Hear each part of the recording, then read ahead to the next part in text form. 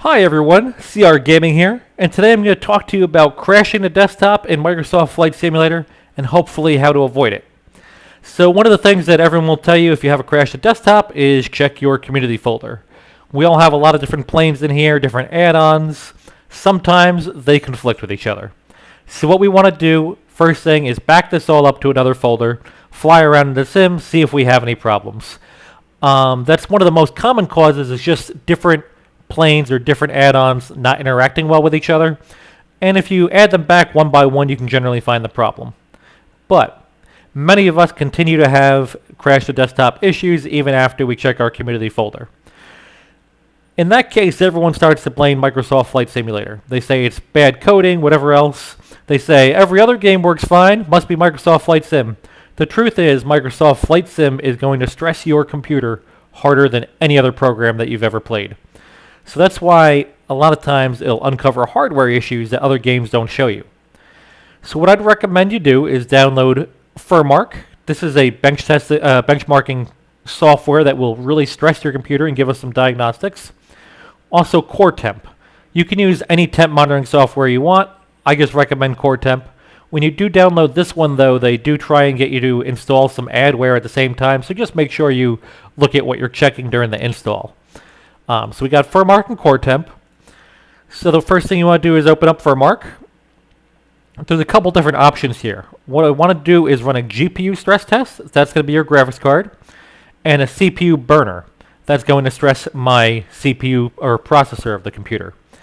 I want to run them both at the same time because that's what you're going to have when you're running Microsoft Flight Sim. A lot of times people test them individually, don't uncover any problems, but when your CPU gets hot, it might be making your GPU get hotter as well. You know, they're both getting the same airflow. So I'm going to run the GPU stress test. It's going to give me this nice warning here. And then I'm going to go back to Furmark and run the CPU burner.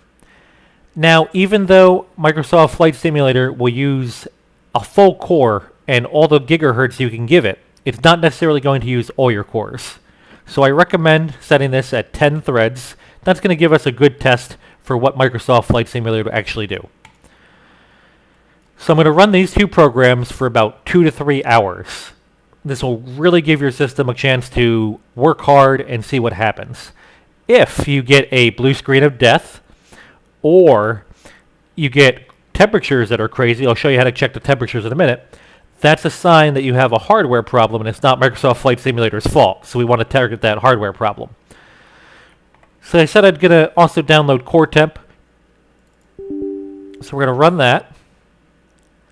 Now this Furmark doesn't really stress it as much unless it's open in the main thing on your screen. So I'm trying to keep it on top here.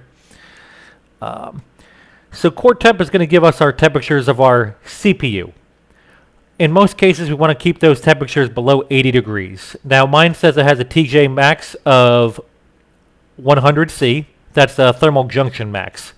But it's going to start pulling the power back on that CPU long before it hits 100C.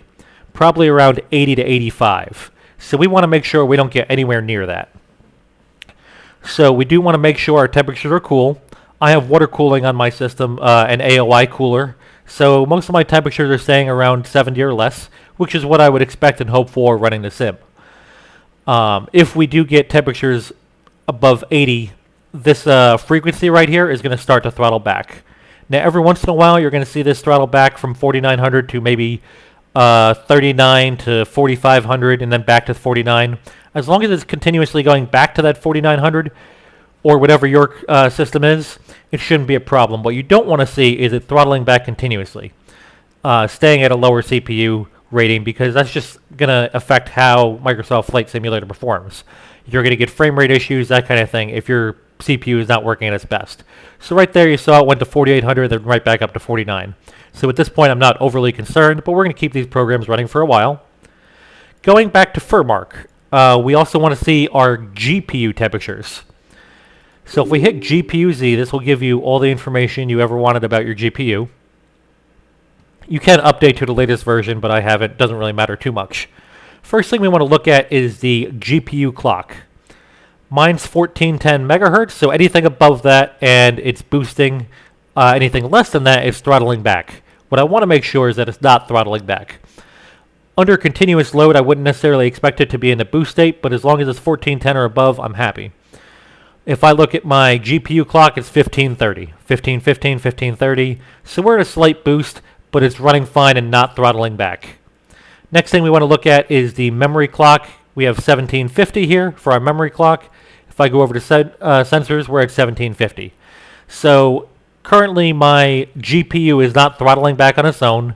It's staying at least these stock clocks, which to me determines that it's not overheating.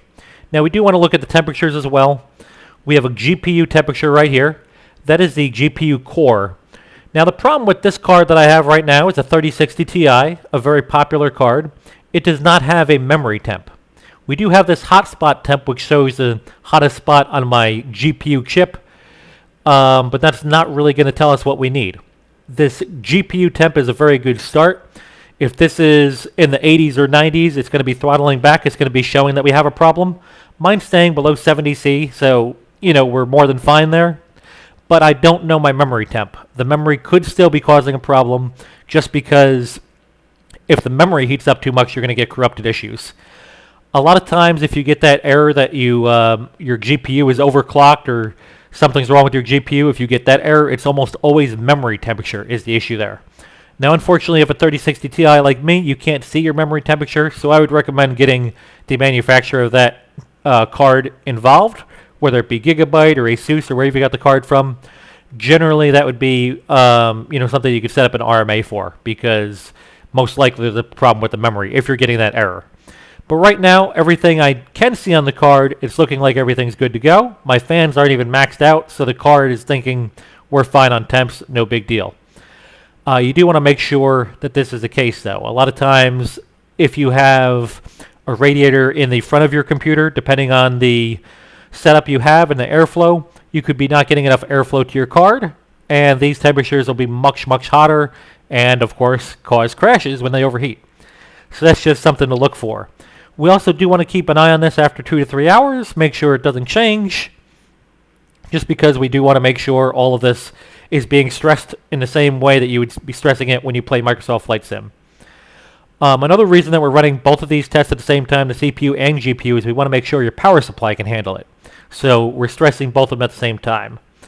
A couple other things we want to check here is we want to look at your graphic settings. If we scroll down here, I hit personalization. I meant to hit display settings. There we go. All right, scroll down here to graphics, change default graphics, and you can see reduce latency and improve performance. You need to restart your PC to have these changes take effect. I have seen this cause crashes to desktops. Now, I'm sure I'm going to get someone in the comments saying, I have that turned on, I have no problems. Well, it's not every computer. It depends on your hardware, depends on your exact configuration. But I've had problems with this turned on, turned it off, no problems. So that's something to look at. Another thing to look at is what programs are running when Microsoft Flight Simulator is running. We don't want a bunch of stuff in the background that doesn't need to be running. Most programs like Discord and them are okay, but just an over amount of stuff in the background can be a problem. Another issue I've had is unplugging and plugging in USB devices while the Microsoft Flight Simulator is running. I'm not sure exactly why this is a problem. I think in some cases it's trying to detect a new controller, and that just throws it for a loop. It may also be because it's trying to detect a new audio driver. My biggest problem is if I plug in my wireless headset to charge, it goes out of the wireless mode, and that will, on sometimes, crash the desktop. So what I've done is I've just gotten a USB that plugs into the wall so I can charge my headphones from that and not interrupt the sim by plugging in my headphones. It's just on some computers, under some configurations, USB plugging in and out will cause problems. As long as you leave what's plugged in when you start the game, it's not going to be a problem. So that's one of the other things. And then lastly, some planes themselves actually cause a problem, even payware aircraft. I have the Phoenix plane, and when you load up the flight sim, it actually loads up what's called a bootstrapper. And this bootstrapper is set up that if you actually fly the Phoenix plane, it will automatically start the Phoenix software. Well, the problem is this bootstrapper somehow has a memory leak or some problem, but if you do really long flights, it will eventually cause the sim to crash. So a lot of people say there's nothing that Bootstrapper can do to make it crash. Phoenix themselves say it won't make the program crash. I've done 10-hour flights without the Bootstrapper with zero problems. I've done it with the Bootstrapper. Every single time I hit 6 to 8 hours, it'll crash. So I'm not sure what the issue is with that Bootstrapper, but there's something there. What you need to do to close that is just hit Control-Alt-Delete, Task Manager, and you may have a drop-down. You see how there's these arrows under different things? You'll have a drop-down under the Microsoft Flight Simulator one that'll say the Bootstrapper. Just end task that, and you won't have any problems. If you do want to fly the Phoenix plane, just start the Phoenix software manually, and you won't have any problems. So those are just a couple things to check for Crash the Desktop. Hopefully this will help you out. If you do have some cooling issues, I do recommend the Corsair 360 Elite AOI water cooler. That will really help on your CPU. That's what I have, and I haven't had any problems since I've installed that.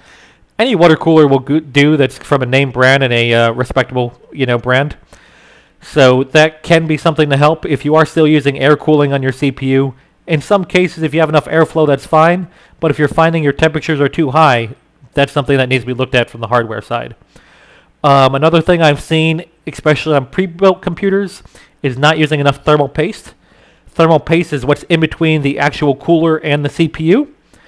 And if that's inappropriately applied or too much or too little, it can not do its job. And basically the cooler is working its butt off, but it's not getting the heat from the CPU.